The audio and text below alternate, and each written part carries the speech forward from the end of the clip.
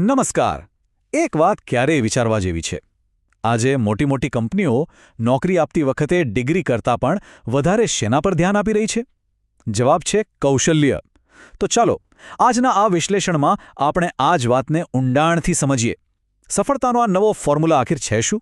અને જે જૂના નિયમો હતા એ હવે કેમ કામ નથી કરી રહ્યા? હવે જરા આ વાક્ય પર ધ્યાન આપો.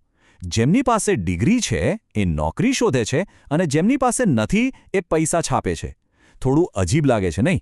કારણ કે આ વાત સીધી આપણી પેઢીઓ જૂની માન્યતા પર સવાલ ઉઠાવે છે. પણ આમાં કેટલું સત્ય છે? ચાલો આ વિચારની ઊંડાણમાં જઈએ. તો સૌથી પહેલાં સમજીએ આ મોટા તફાવતને. પરંપરાગત રસ્તો અને આજની હકીકત, આ બે વચ્ચે આટલી મોટી ખાઈ કેમ પડી ગઈ? જુઓ, પેઢીઓથી એક જ ફોર્મ્યુલા ચાલતો આવ્યો છે, ખરું ને? સારું ભણો, સારી ડિગ્રી લો, એટલે સારી નોકરી પાક્કી. બસ લાઈફ સેટ. આ એકદમ સીધો અને સિક્યોર રસ્તો ગણાતો હતો. પણ સવાલ એ છે કે શું આજે પણ આ જ ફોર્મ્યુલા કામ કરે છે? શું એક કાગળની ડિગ્રી સફળતાની ગેરંટી છે? હા, માની લઈએ કે ડૉક્ટર કે વકીલ બનવા માટે ડિગ્રી તો જોઈએ જ, એના વગર તો ચાલે જ નહીં. પણ બાકીના બધા ક્ષેત્રોનું શું? આ સવાલ જ આપણને એક નવી હકીકત તરફ લઈ જાય છે. તો એ તો સ્પષ્ટ છે કે જે ડિગ્રી પહેલાંવાળો આઈડિયા હતો એને હવે જોરદાર ટક્કર મળી રહી છે. તો પછી આ સમીકરણની બીજી બાજુ શું છે? એ છે કૌશલ્યની તાકાત. પણ આખરે આ કૌશલ્ય એટલે કે સ્કિલ છે શું? અને કેમ અચાનક એ આટલી બધી ઇમ્પોર્ટન્ટ બની ગઈ છે? જરા આ જુઓ, આનાથી બધું સાફ થઈ જશે. ડિગ્રી શું બતાવે છે કે તમે કોઈ વિષય વિશે ભણ્યા છો, તમને એનું જ્ઞાન છે. પણ કૌશલ્ય એ સાબિત કરે છે કે તમે ખરેખર કોઈ સમસ્યા હલ કરી શકો છો. એટલે કે એક ખાલી જાણવું છે અને બીજું કરવું છે. આ જ તો મૂળભૂત તફાવત છે. અને એટલે જ આ વાક્ય એકદમ બરાબર બેસે છે કે આજના સમયમાં ડિગ્રી કરતાં સ્કિલનું મહત્વ વધી ગયું છે. વાત એકદમ સીધી છે. પ્રાથમિકતાઓ બદલાઈ ગઈ છે. માર્કેટને હવે એનાથી બહુ ફરક નથી પડતો કે કયા કાગળ પર શું લખ્યું છે. એમને તો એ જોવું છે કે તમે કયું કામ કરી શકો છો. બસ. તો ચાલો આ કૌશલ્ય શબ્દને થોડું વધુ સ્પષ્ટ કરીએ. જ્યારે આપણે સ્કિલની વાત કરીએ છીએ ત્યારે એનો મતલબ કોઈ જન્મજાત પ્રતિભા નથી.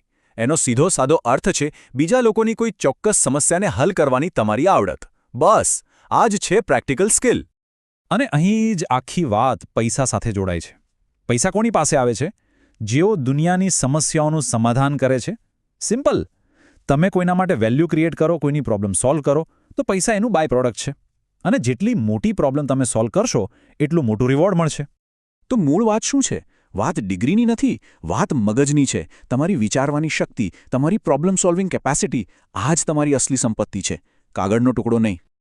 ઓકે, તો અત્યાર સુધી આપણે એ સમજ્યા કે પ્રેક્ટિકલ સ્કિલ્સ જ હવે વેલ્યુ બનાવવાનો નવો રસ્તો છે. પણ મોટો સવાલ એ છે કે આ બધું બદલાયું કેવી રીતે? એવું તો શું થયું કે વર્ષો જૂની સિસ્ટમ આમ અચાનક હલી ગઈ? ચાલો એ ગેમ ચેન્જરને ઓળખીએ. જરા વિચારો, આટલો મોટો ચેન્જ આટલી જલ્દી આવ્યો ક્યાંથી? એવું તે શું થયું કે અચાનક આખી દુનિયામાં સ્કિલ્સનું મહત્વ આટલું બધું વધી ગયું? અને જવાબ છે એક શબ્દમાં, ઇન્ટરનેટ. જ્યાં ઇન્ટરનેટે આખી ગેમ જ બદલી નાખી છે. એણે જ્ઞાનને બધા માટે ઓપન કરી દીધું છે, તકોના દરવાજા ખોલી નાખ્યા છે. અને એટલે જ હવે જો ટકી રહેવું હોય, આગળ વધવું હોય, તો સતત પોતાની જાતને અપગ્રેડ કરતા રહેવું પડશે. બીજો કોઈ રસ્તો જ નથી. તો એ વાત તો પાક્કી થઈ ગઈ કે ઇન્ટરનેટના કારણે હવે સતત શીખતા રહેવું જરૂરી છે. પણ આ બધું સમજવું એક વાત છે અને એને અમલમાં મૂકવું એ બીજી વાત છે, બરાબર ને?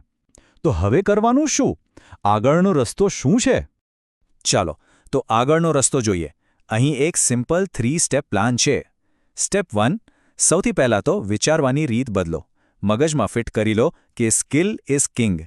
સ્ટેપ 2, એક એવી સિસ્ટમ બનાવો જેનાથી તમે કોઈ ડિમાન્ડવાળી સ્કિલ શીખી શકો. અને સ્ટેપ 3, એ સ્કિલનો ઉપયોગ કરીને લોકોની પ્રોબ્લેમ સોલ્વ કરો, વેલ્યુ બનાવો અને હા, પૈસા કમાઓ. એક વાત યાદ રાખવા જેવી છે. ભવિષ્ય ડિગ્રીઓથી નહીં પણ સ્કિલ્સથી બનવાનું છે.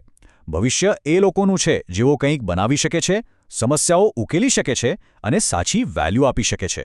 તો રાહ શેની જોવાની? શરૂઆત કરવા માટે આજથી સારો દિવસ બીજો કોઈ હોય જ ન શકે. અને છેલ્લે એક સવાલ જે વિચારવા જેવો છે. આ બદલાતી દુનિયામાં એવી કઈ સ્કિલ હશે જે આવનારા સમયમાં તમારા જીવનને એક નવી દિશા આપશે? આ સવાલનો જવાબ જરૂર શોધજો.